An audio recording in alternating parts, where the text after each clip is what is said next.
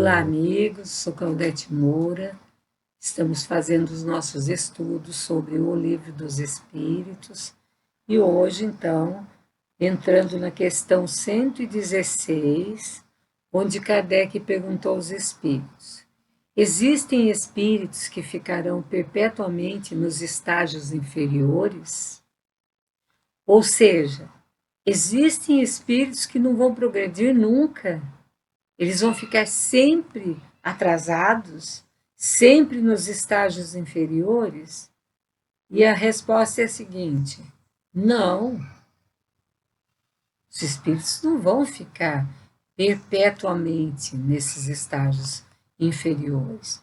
Todos se tornarão perfeitos. É uma lei para todo mundo. Como nós vimos no programa anterior, todos somos criados simples e ignorantes, da mesma forma. E todos nós nos tornaremos perfeitos.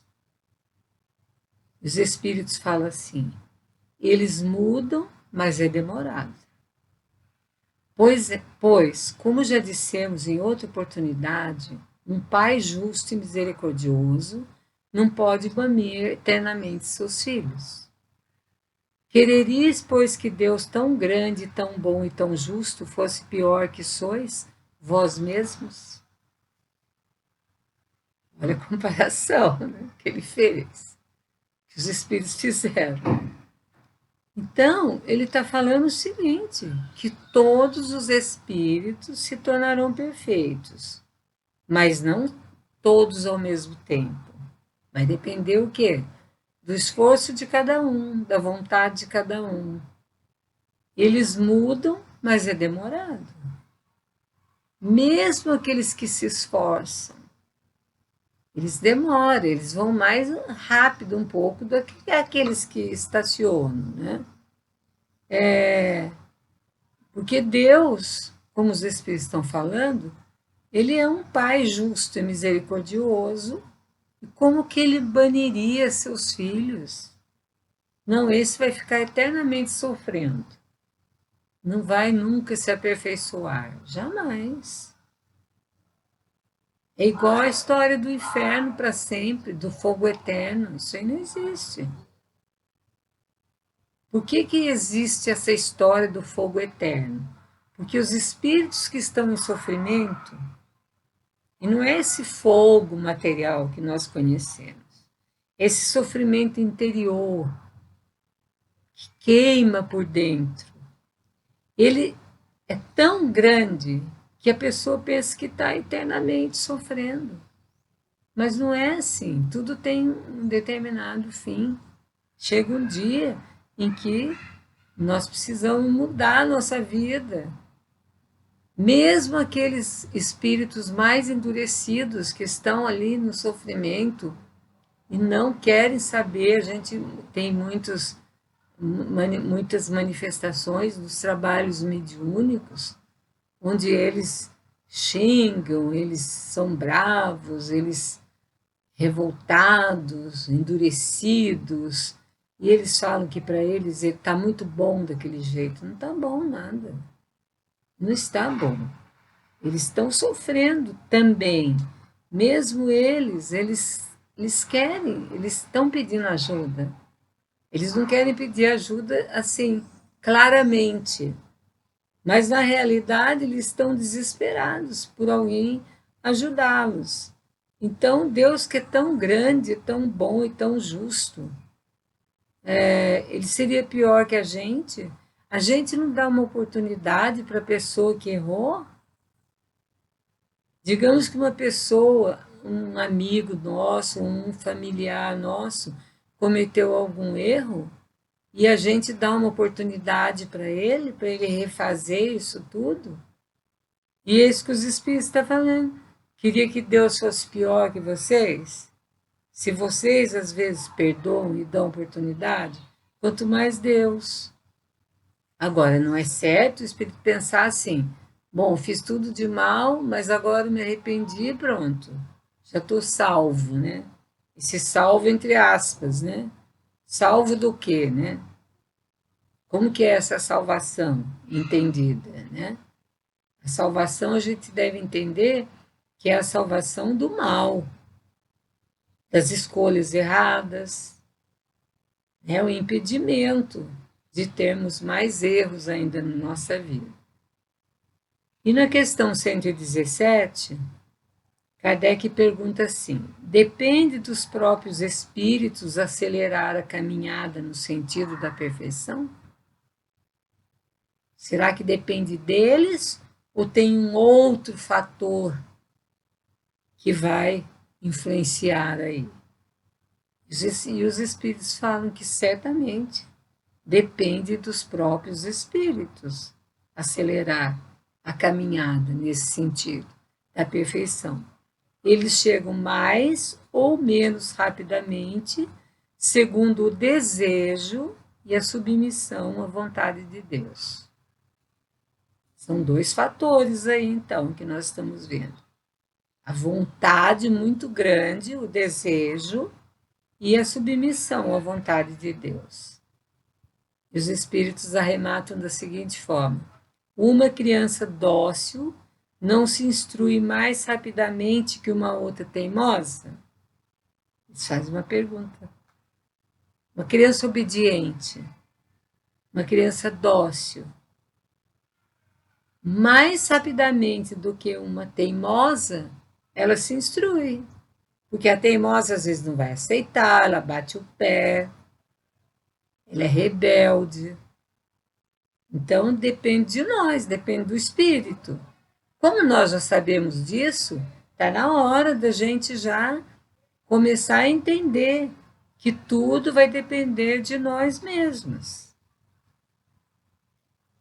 E vamos ver o que André Luiz fala a respeito dessa questão aí, que ele chama de teimosia, porque nós somos teimosos.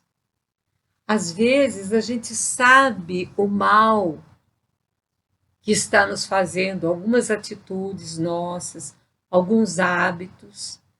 Nós não queremos nos desligar disso. Ah, não, vou continuar desse jeito, que é assim que eu faço sempre, então vou continuar fazendo. E vamos nos tornando cada vez com mais dificuldades para retomar o nosso caminho. Então, André Luiz fala a respeito dessas duas questões que nós vimos. 116, quando Kardec pergunta se tem espíritos que vai ficar eternamente em estágios inferiores, e eles falam que não, e também se depende dos próprios espíritos acelerar essa caminhada, e eles falam certamente que sim. E André Luiz chamou, então, relativo a essas duas questões de teimosia. Mesmo sabendo que é premente a necessidade de evoluir, você ainda acha mais fácil a desforra do que perdoar o insulto. Nós achamos mais fácil eu revidar, a gente acha mais fácil. Ah, eu vou revidar, vou fazer da mesma maneira para a pessoa, do que perdoar. A gente acha mais fácil a mágoa do que esquecer a ofensa. A gente acha mais fácil o luxo do que ter sobriedade. É mais fácil o egoísmo do que ser desprendido. É mais fácil a hipocrisia do que manter a sinceridade. É mais fácil a vaidade do que alcançar a modéstia. É mais fácil o orgulho do que ser humilde. A violência do que conquistar a brandura. O ódio do que amar o próximo. São coisas que estão mais perto do nosso nível evolutivo. A desforra, a mágoa, o luxo, o egoísmo, a hipocrisia, o orgulho, a violência, o ódio, está mais perto do nosso nível de evolução do que mas nós precisamos nos livrar disso. Apesar de ser mais fácil para nós fazermos isso, nós temos que parar um momento e pensar que isso não está nos fazendo bem. E André Luiz fala: você resiste à lei do progresso e acha mais fácil estacionar nos patamares da inferioridade em vez de galgar os degraus da transformação moral. É muito mais fácil para nós estacionar nesses patamares, fazer como todo mundo faz, desforrando, ficando magoado, sendo orgulhoso, sendo violento, odiando, sendo egoísta. É muito mais fácil para nós. É fácil para a gente permanecer na inferioridade. O difícil é a gente querer sair dessa inferioridade. Então, nós precisamos nos esforçar para, como diz André Luiz, galgar os degraus da transformação moral. Começar a nossa transformação. Contudo, não adianta a teimosia, porque a bondade de Deus lhes reserva destino melhor e um dia, querendo ou não, você chegará à perfeição. Caindo, levantando, estacionando, rebelde, orgulhoso, egoísta, um dia a gente chega lá, porque um dia a gente vai perceber que não vale a pena ficar nesses patamares. Então a gente vai correr atrás do prejuízo, como eu disse. Correr atrás do tempo perdido para poder, então, ir melhorando e chegar à perfeição. Então, nós vamos ver agora a questão 118, que diz o seguinte: os espíritos podem degenerar, ou seja, eu já estou num grau de evolução que eu alcancei, com o meu esforço, com a minha caminhada. Será que eu posso degenerar disso? Será que eu posso perder essa evolução que eu já fiz? Os espíritos falam que não. Os espíritos não podem se degenerar. À medida que eles progridem, compreendem o que os distancia da perfeição. Isso é uma verdade tão grande que à medida que a gente tem um pouquinho mais de conhecimento, um pouquinho mais de entendimento, um pouquinho mais de transformação moral, daí a gente vê quanto que a gente está longe ainda da perfeição. Porque é um caminho a trilhar. Difícil, não é fácil. Vai depender muito de nós, do nosso esforço. E os espíritos falam, quando o espírito terminou uma prova, ele possui o conhecimento e não esquece mais. É por isso que ele não degenera. Passei por uma prova difícil, fui aprovada nessa prova. Então eu tenho o conhecimento. Eu sei que daquela maneira eu não vou mais errar, de jeito nenhum. Então, eu não vou esquecer nunca mais essa experiência. Pode permanecer estacionário, mas não retrograda. Pode ficar parado no tempo. Tem espírito que fica várias encarnações, parado no tempo. Reencarna para melhorar. Mas não se esforça, não quer saber de nada, fica rebelde, igual essa criança teimosa, não faz nada para melhorar, desencarna do mesmo jeito, ou às vezes até mais comprometido do que veio. E assim vai, e assim vai.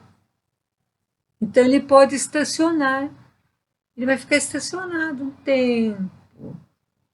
Ele não vai nem degenerar, ele não vai.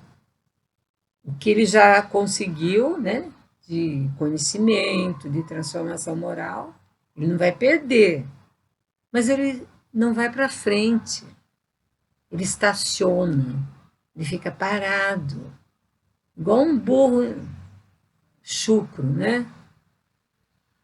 Quando o burro fica parado no lugar e não quer sair de jeito nenhum. Então, é isso que ele está falando aqui. Um dia ele vai cansar de ficar estacionário, mesmo porque, olha um fator, às vezes, que vai contribuir muito para ele querer evoluir. Aquele grupo de espíritos que eram mais ou menos do nível dele e que se esforçaram e foram em frente. E ele ficou para trás. Daí ele fala, como? Eu tenho que fazer alguma coisa para melhorar, não é? Às vezes até as pessoas queridas, nossos entes queridos, familiares, vão evoluindo. Se a gente não for, eles não vão deixar de evoluir por nossa causa. Cada um pelo seu esforço pessoal que vai evoluir. Então, um dia eles já vão para um lugar melhor, vão mudar de ordem e nós ainda estamos ali, né? Retardatários ali, parados ali, né? Bom, como que Richard Simonetti fala a respeito dessa questão? No seu livro Quem Tem Medo dos Espíritos, ele comenta as questões do livro dos Espíritos. E nessa questão 118, que ele comenta, que é se os espíritos podem degenerar, né? Ele fala o seguinte: estamos integrados num contínuo evolutivo, todos nós, sempre para frente, ainda que a passos lentos, como uma tartaruga. Jamais com alternativas de retrocesso, como um caranguejo. Ou seja, isso é uma coisa boa. Nós não vamos nunca andar para trás. A gente sempre tem essa perspectiva de seguir em frente. Nossas conquistas intelectivas e morais são inalienáveis. Ninguém pode mexer, é nós. Nós não perdemos. O indivíduo que edifica o bem será sempre bom. Da mesma forma que o sábio não perderá a visão de realidade que exprime a sua sabedoria. A velhice parece desmentir essas afirmativas, reduzindo em certos indivíduos a capacidade intelectual. Seria isso uma involução? Retrogramento? Nada disso. Simplesmente o espírito, em tal situação, não pode manifestar seus potenciais de conhecimento e inteligência em virtude da degenerência das células cerebrais pelo envelhecimento. Um exímio pianista não poderá mostrar sua arte num piano desafinado. Então, nós envelhecemos. E o nosso cérebro, as nossas células cerebrais, elas vão ficando mais velhas e não vão nos ajudando tanto como quando éramos mais jovens. E é somente por isso, mas o espírito, ele continua o mesmo. Há pessoas sociáveis que inopinadamente comprometem-se em atitudes infelizes e surpreendentes. Então, ele vai comentar que na sociedade, muitas pessoas que nós consideramos sociáveis São ali pessoas que são sempre do mesmo jeito, e a gente acha que são pessoas boas, né? São pessoas agradáveis. Ele vai dar alguns exemplos. Um homem pacífico discute com o vizinho por causa do som do seu televisor, que está a incomodá-lo. Irritado e fora de si, toma um revólver e dá vários tiros, matando. Veja bem, esse homem era considerado pacífico. Todo mundo vai falar, como fulano? Fulano sempre é da paz e tal. Como é que ele fez isso? Outro exemplo. Dedicado chefe de família, pai de 3 filhos, marido carinhoso, vida conjugal tranquila, envolve-se com volúvel jovem e abandona o lar. E as pessoas falam, meu Deus, bom pai, bom marido. Como é que aconteceu isso? E a gente vê isso cotidianamente acontecendo. Outro exemplo. Adolescente disciplinado e obediente passa por lamentável metamorfose ao entrar na faculdade. Envolvendo-se com más companhias, torna a convivência doméstica um inferno. Desrespeita os pais, agride os irmãos, não aceita qualquer orientação, comprometendo-se em perniciosos desregramentos. 3 exemplos que ele deu. Aquele homem pacífico, que fica irritado, pega um revólver e mata o outro. Aquele homem dedicado, chefe de família, bom pai, que se envolve com uma jovem e abandona o lar, deixa todo mundo ali à mercê, né, deles mesmos. E uma adolescente disciplinada que de uma hora para outra passa por uma transformação, né, envolve-se com más companhias e daí ali em casa a convivência é um inferno. Quem convive com pessoas assim fica perplexo. Parece que desaprenderam, caminharam para trás. Nada disso. Houve apenas uma revelação. Fácil conservar a calma, a serenidade, o equilíbrio quando tudo corre bem, dentro da rotina, sem que enfrentemos desafios ou contestações. Em circunstâncias especiais, de tensão e grande emoção, em crises existenciais, que nos desnudamos, mostrando quem somos, qual o nosso estágio evolutivo. No relacionamento diário, há o verniz social, um conjunto de normas de civilidade que regem as nossas relações. Mas é uma camada muito fina que se rompe facilmente.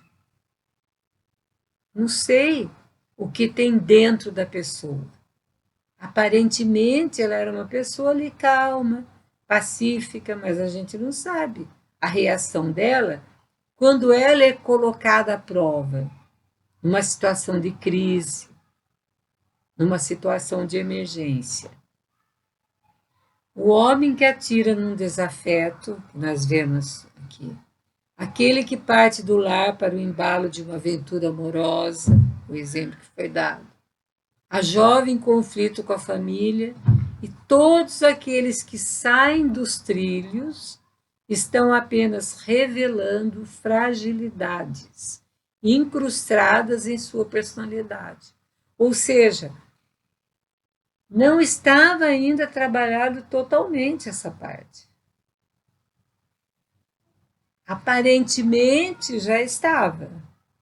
Que a gente fala assim, eu tenho paciência, mas se alguém me irritar, eu não sei o que eu faço. Não tenho paciência. Eu sou muito bom. Muitas pessoas falam, mas não pise no meu calo. Ué, mas se você é tão bom, se pisar no seu calo, você não vai reagir de uma maneira difícil. É porque ainda a pessoa não é boa, ainda a pessoa não trabalhou total aqui. Isso aí também ocorre no plano coletivo. Envolvidos por impulsos instintivos da multidão, que em determinadas circunstâncias age irracionalmente, como num estouro de boiada, há indivíduos que se tornam capazes de cometer atrocidades. Envolvidos numa multidão, gritando e tal, os nervos à flor da pele. Difícil encontrar algo mais selvagem do que um linchamento. A turba desvairada massacra alguém que despertou a sua ira. Não raro vemos ali cidadãos pacatos que aparentemente jamais se prestariam a semelhante iniciativa. Mas quando ele está no coletivo, inflamado naquele momento, ele vai junto. Terroristas envolvidos na guerrilha urbana não vacilam em explodir bombas em logradouros públicos, matando inocentes com o propósito de desestabilizar a sociedade para tomar o poder. Não possuem nenhum respeito pela vida humana. No entanto, fora das atividades que lhe revelam a índole, são pessoas pacatas, que chegam a dedicar carinho aos familiares e companheiros. Mas naquela missão ali que ele está, que ele se acha um missionário, ele é capaz de fazer isso. Na guerra, há indivíduos que se transformam em feras, dominados por destruidores impulsos que pareciam inexistir neles. Vizinhos que conviveram com um alemão que foi preso no Brasil, que foi apelidado besta humana, porque ele cometeu atrocidades contra os judeus na condição de carrasco nazista. Vizinhos que conviveram com ele tiveram dificuldade em aceitar sua verdadeira identidade, porquanto tratava-se de um homem afável, simples, que as crianças chamavam vovô. Mas lá na guerra, ele cometeu essas atrocidades. Aqueles que se engajam num linchamento, numa ideologia anarquista, nos horrores de uma guerra, evoluem? Não, apenas se desvelam, se mostram realmente como são. O grande problema no contexto humano é a tendência ao estacionamento. Multidões transitam pela Terra inteiramente distraídas das finalidades da existência, marcando passo nos caminhos evolutivos. Lembra a história de um homem que viajava em seu automóvel quando a direção começou a vibrar. Essa história é muito interessante. O homem viajava no automóvel quando começou a vibrar a direção. E ele parou para examinar e constatou que, por ter sido mal apertadas, as porcas que prendiam uma das rodas haviam se perdido. E agora ele se perguntava: como que eu vou fixar a roda? Ao lado da rodovia erguia-se um manicômio. Um doente que observava por uma abertura gradeada no muro alto sugeriu: tire uma porca de cada uma das outras rodas. Assim fixará a que está solta e poderá chegar à oficina. Ou seja, aquele considerado louco, que estava lá observando, deu a ideia para ele. Tire uma porca de cada uma, não ia fazer tanta falta, coloca nas outras e chega na oficina. O motorista, encantado com aquela solução prática, que jamais lhe ocorreria, fitou perplexo o doente. Como? Ele pensou. Que o doente comentou: certamente está imaginando como pode um louco ter uma ideia tão inteligente. É simples, sou louco, mas não sou burro. Assim ocorre com muitos indivíduos não são burros, mas alienados dos valores espirituais. Marcam um passo na jornada evolutiva, envolvendo-se em comportamento contraditório e comprometedor. Com essa historinha, a gente encerra hoje o nosso programa, deixando para a próxima oportunidade, continuidade dos nossos estudos. Claudete Moura, para o divulgar.net.